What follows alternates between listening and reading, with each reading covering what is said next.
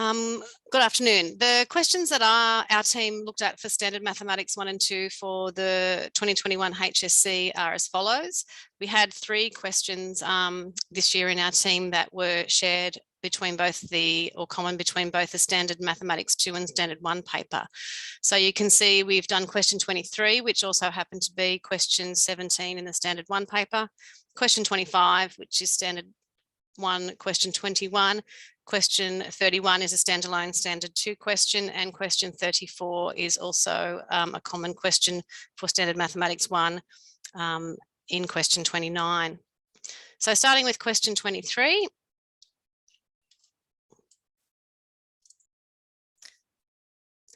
Question 23 is the network diagram question where students were asked to draw a minimum spanning tree for the network and determine its length, and then also to look at the network diagram and determine the fastest route between 2 places. Solutions for that question are indicated there on the screen. In terms of the minimum spanning tree, the distance was 160, that's left off there, and the Part B answer there is 65 minutes. In terms of responses for this particular question, strong responses indicated that students could use the space provided to neatly draw a network diagram without cycles, locate the minimum spanning tree as opposed to an alternate spanning tree from the network. Better responses indicated neat edges, edge weights and vertices. Students clearly could indicate the minimum spanning tree on the diagram provided. That was a good teaching point there. A lot of students used a highlighter or a pen to actually work out, or use a diagram, the network diagram, to actually work out what the minimum spanning tree was, and then indicate that clearly on the diagram provided, or redraw that into the space that the minimum spanning tree was required to be drawn. And better responses indicated that students could actually accurately calculate the fastest route between the given locations in minutes, not just in words, in terms of indicating where what that particular route followed. Focus areas for improvement for this question. There was interesting that a lot of students were obviously unsure of the difference between a spanning tree and a minimum spanning tree. It is important that students read the questions carefully when it asks for the shortest route and clearly indicate this using the specified units. As I just mentioned earlier, there was a lot of students that indicated the shortest route without actually calculating the time for that route, as the question indicated. It's important that students understand that a spanning tree contains no cycles. Focus areas also include making use of the existing network diagram to do some highlighting or drawing or working out on the diagram given. Double check always in general with all questions, but very importantly when you're copying from a diagram given to the space in a space provided, or copying something from a diagram onto a solution, that students double check the accuracy of what they're doing, that they haven't got something the wrong way around or something in the wrong place, or have actually left off a vertice in that transferring from the given diagram to their working space. And a really important teaching point in terms of networks and spanning trees and minimum spanning trees is to make sure that students are aware that they need to clearly label edges and vertices. That's extremely important for us to be able to award marks for correct minimum spanning trees. Question 25 is the perimeter question of a sports ground, given a scale and asked to actually work out, and given a rate, and then asked to work out a speed in kilometres per hour. A 4-mark question there with a solution given. In better responses, students actually could understand the process of using the scale to convert the perimeter to a distance. They could indicate their knowledge of conversions by writing correct units. Students could convert between metric units such as metres and kilometres, and students could then navigate between units of time as a rate. Focus areas for improvement in this question. It's important that students actually understand that perimeter from a grid and how to calculate that. I suppose in this question, students have seen grids perhaps more in questions in relation to area, and that seemed to be a blocker for some students. So being able to actually work out perimeter and edge length in that rectangular diagram from a grid diagram was something that could become a good teaching point. Students should understand how a scale works and be able to convert units accurately. It's important that students write down every step of working in a logical and systematic manner, particularly in a 3 and 4 mark question. Usually 3 and 4 mark questions means there's 3 or 4 steps that the students will need to do, and each of those steps need to be indicated clearly to access marks available. Students should be able to convert between a distance and time, or convert a distance and time, sorry, into an appropriate rate, and know the process of converting between rates. As with most questions, it's always important for students, particularly with questions that are around rates and size, that students look at the reasonableness of their final answer as a guide as to whether their calculations may or may not be correct. Given the rates in the question, the answer, and look at their answer and be able to actually identify whether they're on the right track and their answer is in the right ballpark. Question 31 was a standalone question in our marking team that was not a common question with standard 1.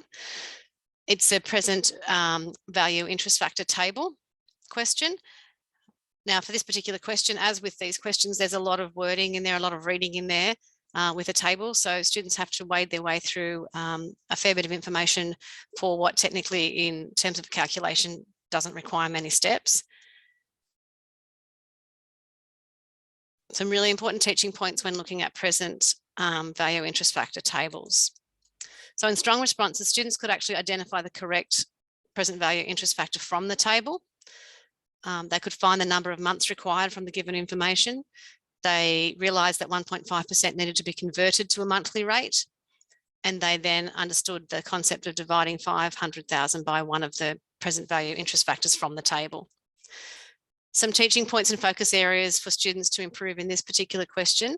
Students need to understand the difference between a present value interest factor table and a monthly repayment table. They need to understand that the total amount is the result of the monthly repayment multiplied by the present value interest factor from the table. They should know that there is no need to do a compound interest calculation when they are given the present value interest factor table and the interest factor itself. Students should understand how to convert between a yearly and monthly rate, and that the monthly repayment multiplied by the present value interest factor will give that $500,000 as indicated in the question. Again, this is a really important question where students should look at their final answer and see whether it makes sense for what the question is asking and for the context of the question. Question 34 is the question that was common also with standard 1, and it is the question in relation to linear functions and the goannas and the emus question as it was known. For this particular question, the students with best responses could choose appropriate points to substitute into the equations in order to graph each equation. Students could apply algebraic methods to find the solution to answer part of the question. It's an important teaching point there. If students struggle to actually be able to work out some of the points and plot the linear function, but have some algebraic knowledge, it's important, I think, to make sure that students are aware for, particularly for 3 and 4 mark questions, if there's some aspect of the question that they can do, then they should do that. So when students struggled in this case to be able to draw both of the graphs and accurately find the point of intersection to actually work out what was required for the question, some students then took parts of what they had in the question and worked with that to access some marks. It's important that students interpret the correct solution, or better responses indicated that students could interpret the correct solution from incorrect graphs. So they knew they had to draw some graphs, and the intersection or point of intersection of those graphs was the solution they were looking for, and then make some connection to the context of the question. And better responses, students also could draw their graphs neatly with a ruler and accurately find that point of intersection. Focus areas for improvement include graphing straight lines when y is not the subject of the equation. So giving students some strategies in terms of either changing the subject of the equation if that's what it's easier for them to work with, or being able to manipulate substitution of points to be able to work out what they need to plot to draw the particular function. Students should understand that the solution for two simultaneous equations is the intersection of those two graphed lines. In some cases, another teaching point, students could draw one or two of the lines and they could find the point of intersection, but didn't understand that that was the answer that they were looking for the question. Students should be able to write an equation from a word description. Students should be able to graph neatly and accurately using a ruler and clearly defined points. Another focus area is that students should be able to accurately interpret the solution in the context of the question. So not only drawing the graphs, finding the point of intersection, but then referring that back to the context of the question in terms of the goannas and the emus. And finally, students, a focus area for students is to be able to break down a 4-mark question into smaller parts or processes to achieve part marks where possible.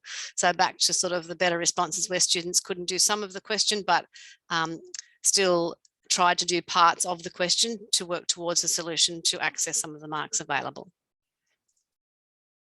And that was they were the questions that our team marked for the 2021 HSC. Thanks.